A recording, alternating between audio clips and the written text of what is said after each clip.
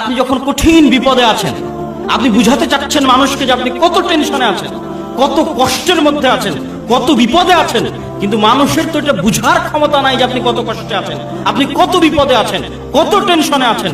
কিন্তু হুবহু আপনার মতো করে ঠিক যেই ফিলিংস আপনার, ঠিক যেই টেনশনের মধ্যে আপনি আছেন, হুবহু ওইভাবে আপনার টেনশনকে ফিল করা, যেই বিপদের মধ্যে আছেন হুবহু ওইভাবে আপনার বিপদকে আন্ডারস্ট্যান্ড করা, ঠিক যেই খুশির মধ্যে আছেন হুবহু আপনার মতো করে খুশিকে অনুভব করা, যিনি পারেন তার নাম লতীফ। আল্লাহু আকবার। কেননা আমার অন্তরকে হুবহু তিনি আন্ডারস্ট্যান্ড করেন।